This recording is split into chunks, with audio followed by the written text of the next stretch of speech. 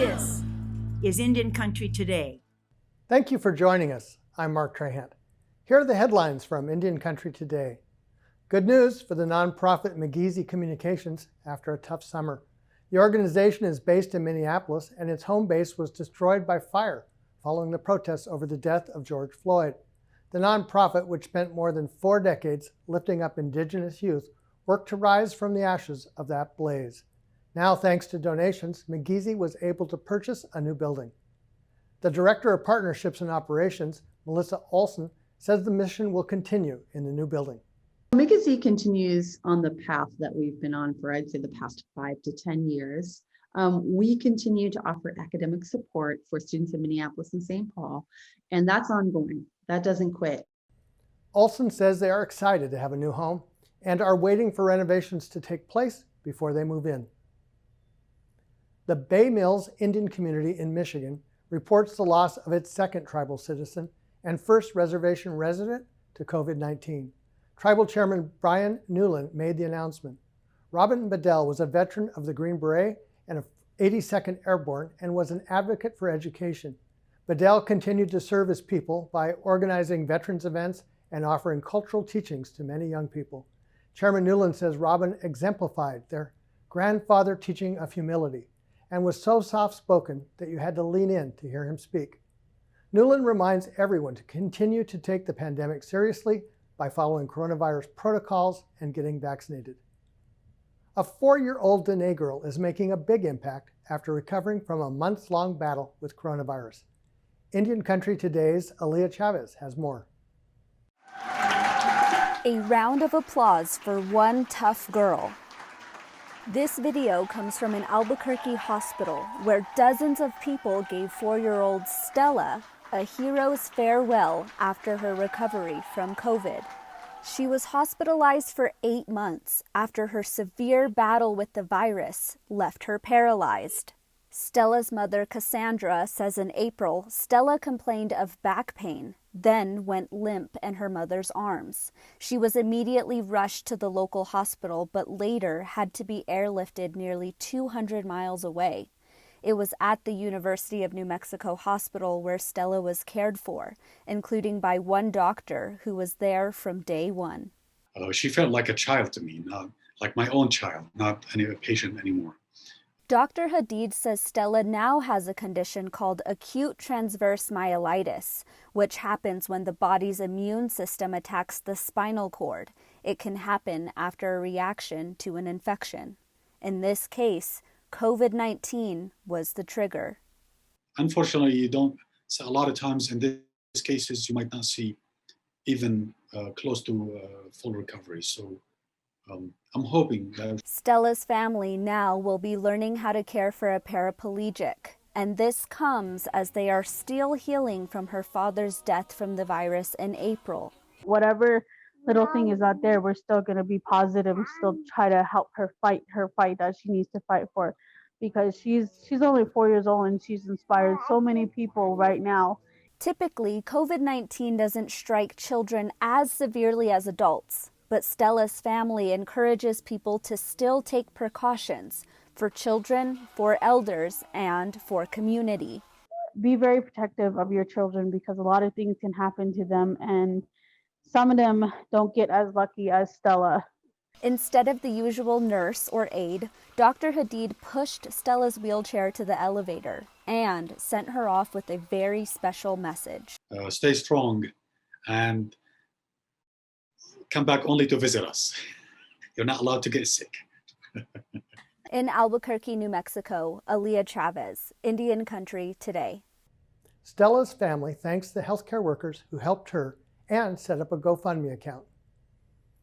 The Inuit language in northern Alaska, Canada, and Greenland just got a little bit more accessible.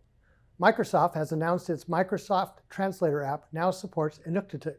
This means that anyone using the app will be able to translate more than 70 languages to and from that language. The government of Nunavut worked alongside Microsoft to develop the software by providing the company with relevant language data. Inuktitut speakers then volunteered their time to ensure the translations were correct. The new technology announcement comes just before Inuit Language Month. And those are the headlines from Indian Country today. I'm Mark Trahan.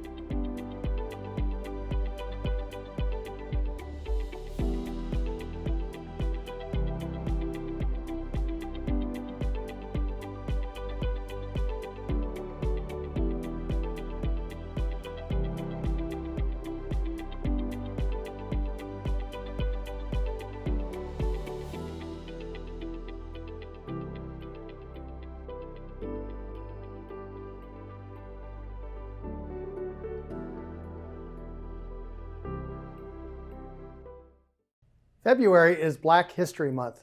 It's a time to honor African Americans who have shaped history. Native Americans are a part of that history, as there are many Black Indians. They too play a part in the diversity that defines this country's legacy. Joining us today are two women who celebrate both their Black and Native American heritage. Shanae Bullock owns Mosquito Consulting. She's enrolled in the Shinnecock Indian Nation and a descendant of the Montauk tribe in Long Island, New York. Shanae is also African American. She has organized sacred paddles in ancient waterways of the northeastern seaboard and served as a tribal alternate on the Mid-Atlantic Committee on the Ocean. This group facilitates coordination and collaboration among governmental entities for the region's ecosystem. Welcome, Shanae. Thank you. Thank you so much for having me. Well, it's delighting. Martha Redbone is a Native and African American musician and educator. She is known for her music gumbo of folk, blues, and gospel from her childhood in Harlan County, Kentucky. She has the powerful vocal range of her gospel-singing African American father and the resilient spirit of her mother's Cherokee, Shawnee, and Choctaw culture. Martha is an award recipient of the 2020 Drama Desk Award for Outstanding Composer in a play for colored girls who have considered suicide when the rainbow is enough, scheduled to go on Broadway in 2022.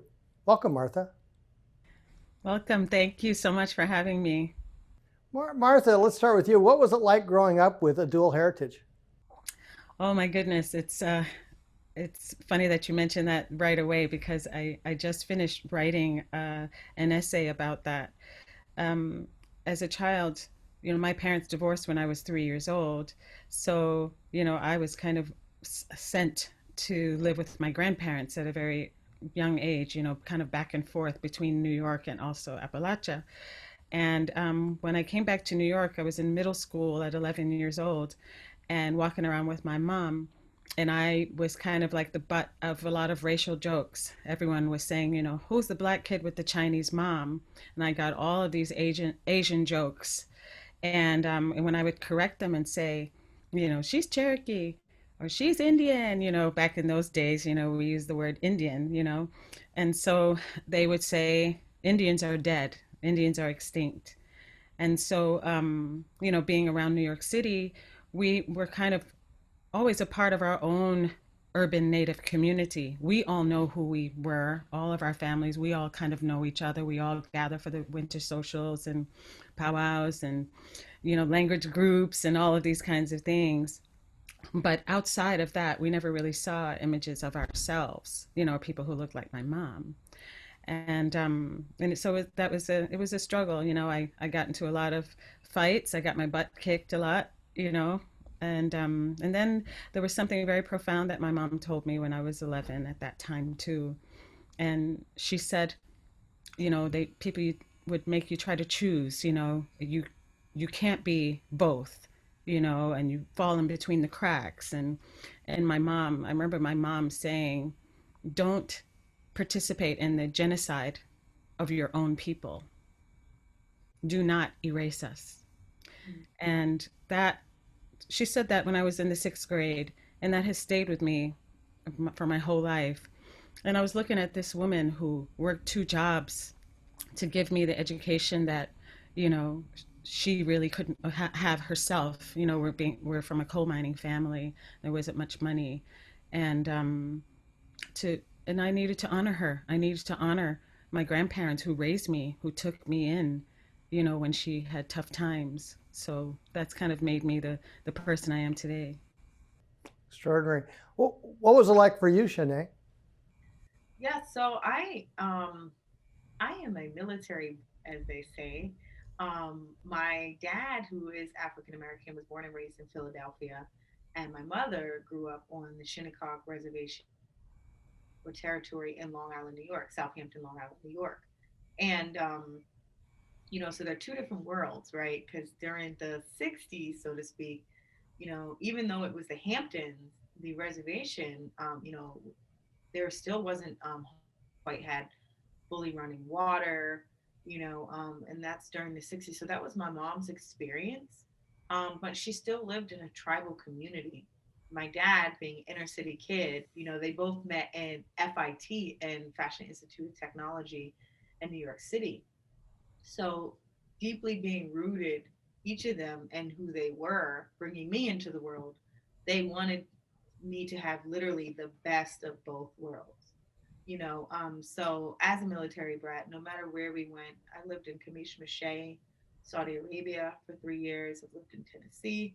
I say that I've lived in almost every big city up and down the East Coast with the exception of Miami. Um, I literally have. And with that being said, all my life, my mom and my dad, just from a young age, always told me to be proud of who I am. It was just like you're black or you're native. It was, you are who you are. Just like, my big sister was just saying about, her mother had those conversations with her. And it was about that time too for me, around 11, 12, at the time where you start to realize your differences is different. Um, Being a military brat, I wasn't in a school where there were a lot of natives or things like that. But one thing that my mother did, no matter where we lived, is she always found, I mean, there's the American Indian Community House, the Delaware Valley of Indian Association in Philadelphia, different places in Tennessee, but also reaching out to some of the local tribes that were having tutoring for young kids or overnight things so that I could interact with other tribal communities. But I always would come home. I was that summer Indian, so to speak, to Shinnecock. So I always understood that there was a world that we had, but when we stepped outside of that, it was completely different. Too was kind of that not I don't want to say rebellious, but as an activist, at a very young age, always in history class, I think everybody can say that, especially because when it comes to the Northeastern natives, we're often erased, even sometimes from other tribes. So even sometimes on the powwow trail or traveling through Indian country with other natives, they would often say that we're no longer there or we're not native, but it's not until they come to our community to see, wow, this is a whole, world of natives. So I've always, kept that dear to me. My mom and my dad never allowed me to try to uh, so-called like fit in, if you will. They really, really sat down with me the moment they started to see, that I wanted to try to do something different with my hair or I wanted to be this way. And they had to say, no, you can be proud. You go out there, you be who you are, no matter what people say. And I got that at a young age. And so, now in my young adult age, I'm able to, really encourage some of those other young kids to do that. But it's always tough every day. But when you know who you are, it really doesn't matter what the external, energy tries to do, as long as it doesn't alter your energy. Boy, when you think of the compelling nature of, well, kind of a pendulum. On one hand, fighting erasure. On the other hand, honoring your family and your stories from your communities and tribes. Those two things allow you to see things that most people don't know about. That's right. Um, for us, I mean, my mother was part of the migration. There are two migrations, not just the black migration, but there's also the native migration, with the American Indian relocation era. And, that's how my parents found each other and met each other. That's what brought my mom to New York and also my dad to New York after he served in Vietnam. And so, and it's my dad was from North Carolina and he's African American and Lumbee. And so just he's from a small, just he worked in tobacco fields and was like a country boy, a farm boy. And then my mom was from the mountains. And so these two small town people found each other in New York City. And that's where, and that was, not giving away my age, but I talk about 19 coughety cough. But, um, during the civil rights movement and during the American Indian movement, when people were marching for equal rights for natives and blacks, and this is where my parents came together, and I'm a product from that era of two people who really wanted to bring hope to our people and to our communities and to honor where we came from. So I never really knew anything different. And as far as like the identity, kind of black and native identity, it was never really a question for us in our house, because it's not like your grandparents. You're when you're a kid, you're just it's just, and especially in a small coal mining town, we all know who we all are. We all know our cousins. We all know who came up to work in those coal mines, and and it wasn't really about identity, but it was more about home culture and mountain life, in those hills, in Black Mountain. And that's the for me, I feel really blessed to have been able to have both, the mountains and the city, the kind of grit of the city in my bones. And I feel like I had the best of both worlds, because the mountains are a beautiful place to grow up when you're a little kid, and then the city is great when you're a teenager. Martha, what are your hopes for the future? I'd like to do more projects with Shania, and I think that she's doing really wonderful work for young people. It's also the work that I do in addition to the music. I am a strong believer in cultural preservation and mentorship through music, and sharing my story. I mean, we're in the 21st century now. This country has been um, met with many people from all different nationalities and different places in the world. And it's really important for us to put ourselves, Indigenous people, original caretakers of the land, on that map. And especially when it comes to the idea of the kind of country's melting pot. They never seem to include Indigenous people in that conversation. And it's time that we step up and reclaim our rightful place. Thank you both for joining us today to talk about Black History Month and the legacy of African Americans in Indian country. Thank you, Shanae Bullock. Thank you so much. It was really a pleasure. And I'm really just honored and, to know that Indian country today is doing something like this. I think it's very important, because it's a conversation that has always been a little controversial. And now more than ever, we need unity, among all humans. And this is a big start, I think. So thank you so much. Indeed. And thank you, Martha Redbone.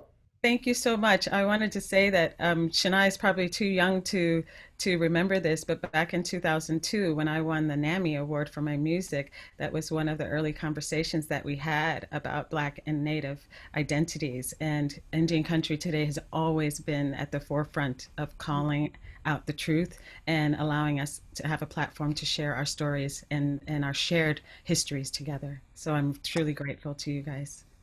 Thank you so much. When we come back, the show must go on. We'll check in with the Sundance Film Festival.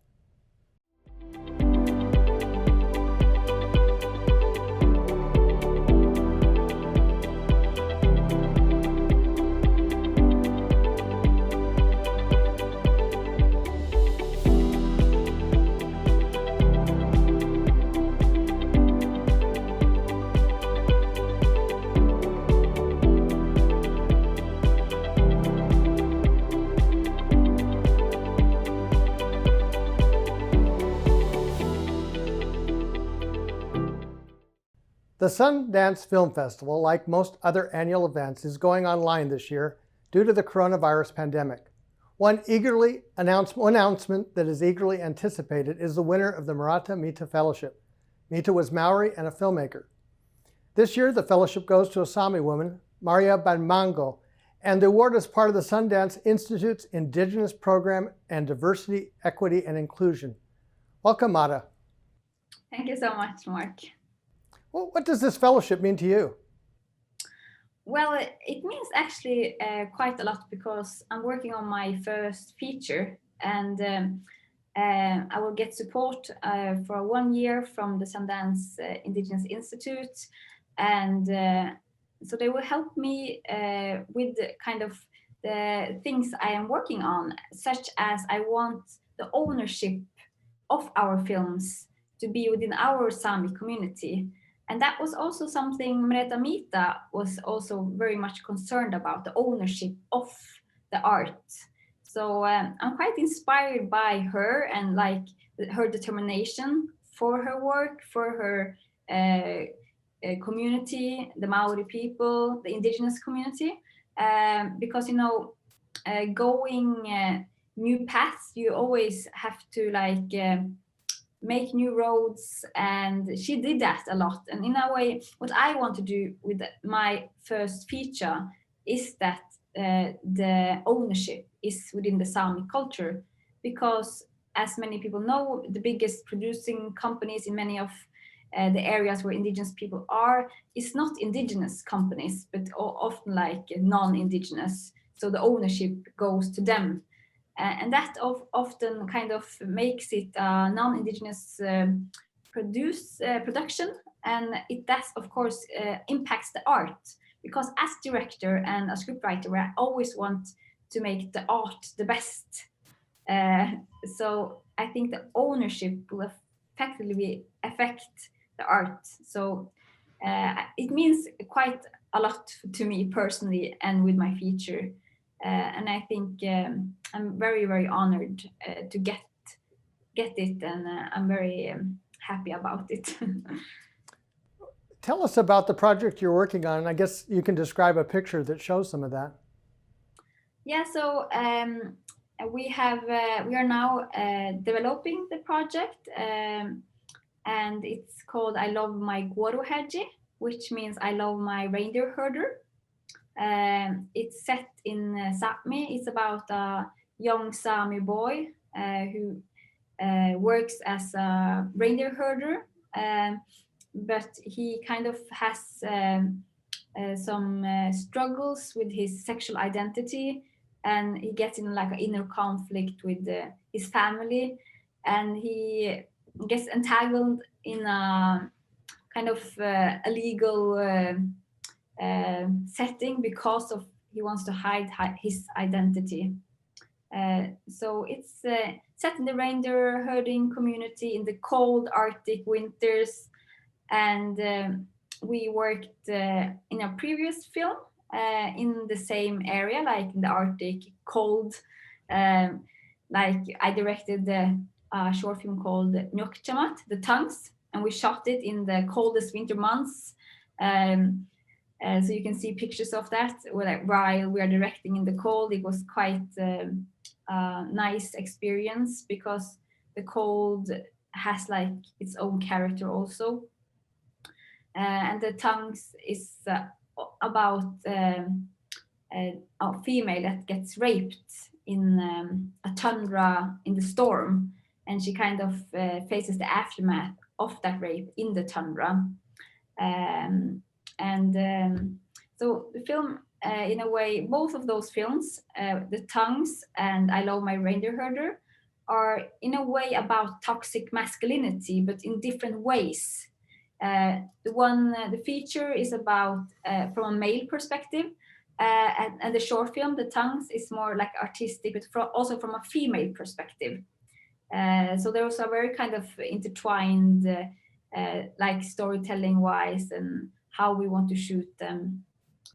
I look forward to those. You know, in Sundance, there's really an extraordinary network of Indigenous filmmakers, and I know you've helped some of them in their careers. Maybe talk about that briefly. Other Indigenous filmmakers I've been working with is, for example, Elamaya Tailfeathers and me. We directed actually a mockumentary at a film workshop together called Colonial Gay Sami Artist Collective. It was many, many years ago. And of course, the one I collaborate most with is my sister, Ingrid Bolango. We write the scripts together. We do the directing concept together, and she also co-directs. And she actually also was the lead actress in the short film The Tongues. So now we're working together at the feature.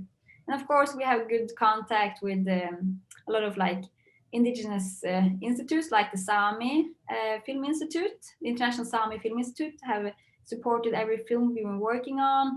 And Imaginative has been a great support throughout the years. And now finally I'm getting to work with Sundance. So I'm very happy about the indigenous film community that is so strong and so vibrant, and we work together in so many different ways. And I collaborate with many Sami film directors too. I've been working as a crew member at many Sami short films and a Sami feature. Okay. And yeah, so it's many collaborations. Congratulations once again, Maria, and thank you for joining us today. Thank you. And that's a slice of our Indigenous world today. Thank you for watching. We'll be back tomorrow with another edition. I'm Mark Trahan.